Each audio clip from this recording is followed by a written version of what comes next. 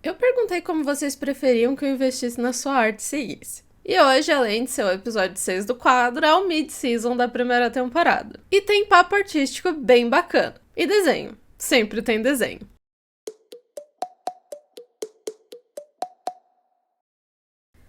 Bom dia, pessoas! Parece que faz uns 2 meses que eu não gravo investindo na sua arte. Meio que faz quase isso. Enfim. Não, sai pra lá, não me julgue. Eu sei que a primeira coisa que vocês devem estar esperando é a lista de compras do mês. E bom, esse mês não vamos ter. Os R$ 30 desse mês a gente vai guardar pro próximo episódio. A gente tinha uma sobra de R$ 7,01 do mês passado e agora tem R$ 30.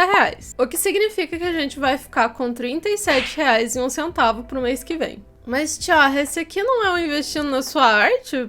Por que você não vai comprar nada esse mês? Porque investir na nossa arte não é só sobre comprar coisas novas todo mês. E porque agora, passando dos básicos, as coisas começam a ter um valor um pouquinho maior.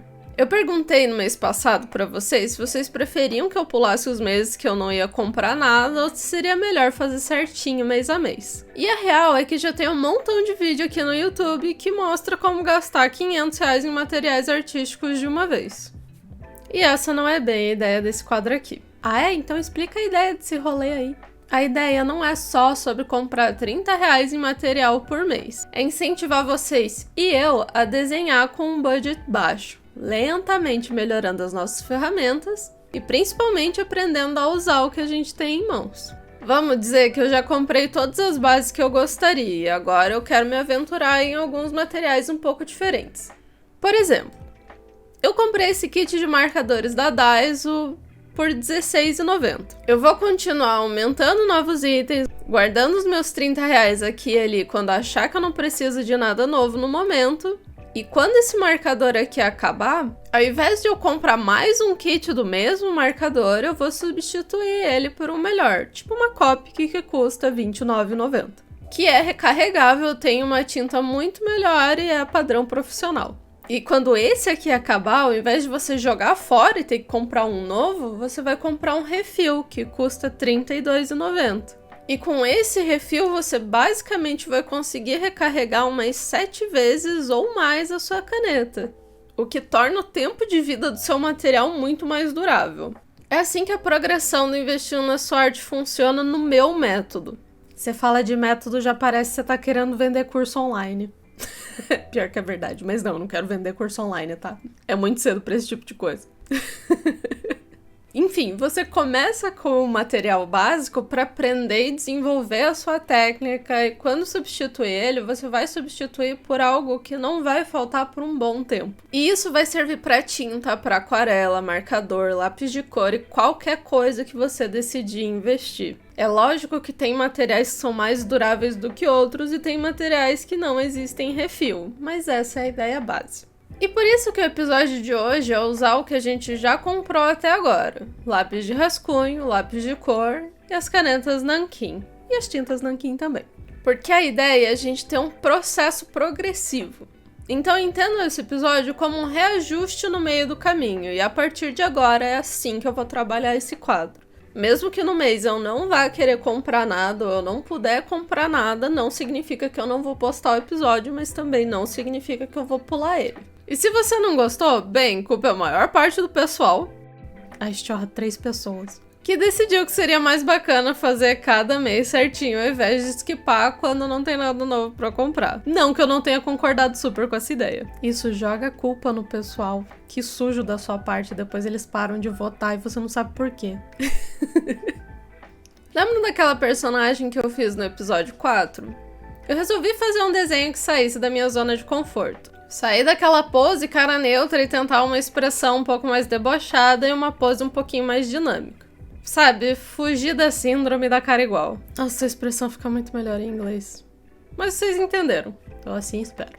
Eu comecei fazendo rascunho com a minha lapiseira e grafite colorido, que apesar da minha ideia ser um desenho do começo ao fim, eu não vou me incomodar de deixar as linhas de construção aparentes no final, porque eu já comentei que esse grafite não apaga muito bem. Isso é uma coisa que eu costumo fazer porque eu separo os meus desenhos finalizados de 2 formas. Um desenho finalizado com o propósito de ser um projeto final mesmo, esse eu quero que seja o mais limpo possível, faço rascunho e construção em uma folha qualquer, e depois passo para uma folha bacana com o mínimo de marcas no papel possível. E o desenho finalizado com o propósito de treinar ou aprender alguma coisa, que é o caso desse. Uma coisa que eu notei desde que eu comecei a gravar os vídeos é que fazer desenho livremente e fazer desenho com o propósito de gravar são duas coisas completamente diferentes. E eu, como eu disse em algum momento em um vídeo anterior, eu tenho o costume de ficar muito perto do papel para adicionar detalhes. Inclusive, é por causa disso que eu dei uma radinha na cara dela ali, bem no nariz. Mas vida que segue, eu consegui dar uma corrigidinha. Mas, particularmente, o que eu queria começar a treinar com esse desenho é contraste. Eu tenho uma dificuldade enorme de fazer cores contrastantes, uma sombra escura o suficiente, e por causa disso eu sinto que os meus desenhos acabam sofrendo um bocado. Isso e a falta de textura. Isso acontece com qualquer material, lápis de cor, marcador, tinta, eu sofro muito com a falta de textura das minhas artes. Sempre acaba ficando meio flat, raso. Raso é a palavra que eu tava procurando. E claro que esses não são os únicos defeitos que eu encontro nos meus desenhos, mas é o que eu quero treinar por hoje. Um passo de cada vez. Pensando nisso, qual é a melhor oportunidade de trabalhar a textura se não com um dos materiais que mais deixam textura no papel, se não lápis de cor? Criar textura e sombra é um processo de aprendizado que eu posso reutilizar com a maioria dos outros materiais de arte. Talvez só mudando aqui e ali a ordem de como as coisas funcionam. E como meu objetivo era focar nas sombras, eu comecei por ela. Eu sou bastante ansiosa e eu tenho treinado a minha paciência para finalizar desenhos.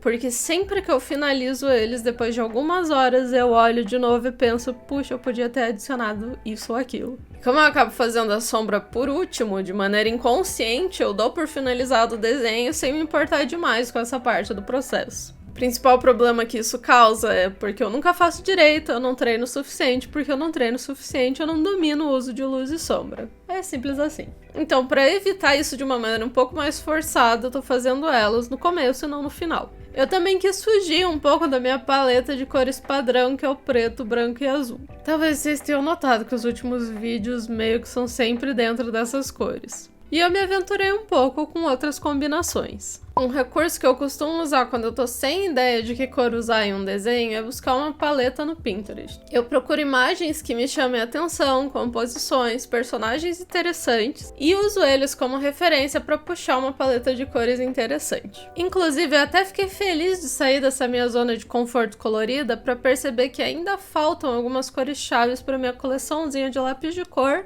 antes de ir para outro material. Agora, por exemplo, eu sei que eu quero investir em alguns lápis de cor com cores mais neutras para poder complementar a minha coleção. Eu senti bastante falta de usar alguns tons de cinza, porque na minha coleção meio que só tenho preto. E claro, né, se essa não for a sua vibe, caso seus estudos já sejam um pouco mais avançados, e você não curte tanto assim usar lápis de cor, você pode sim passar para as suas primeiras aquarelas ou para os seus primeiros marcadores, mas sinceramente, mesmo que você goste de outros materiais, ou ache que goste, lápis de cor sempre vai ser um ótimo complemento para qualquer um deles. Afinal, o lápis de cor é o material que mais vai te trazer controle sobre a sua ilustração.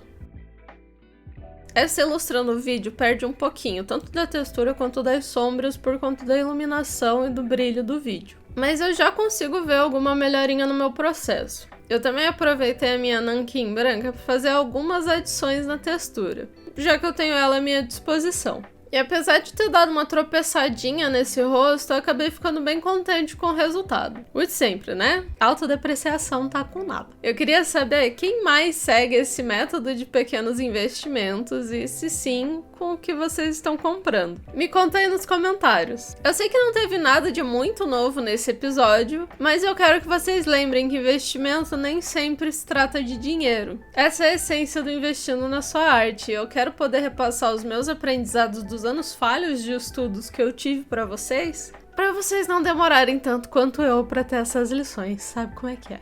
Espero que vocês tenham gostado do vídeo da semana e eu queria agradecer um montão porque a gente chegou nos 600 inscritos e eu tô muito feliz com o passo do canal. Não deixem de se inscrever, dá um boop aqui no like e até a próxima semana com outro vídeo. Fui!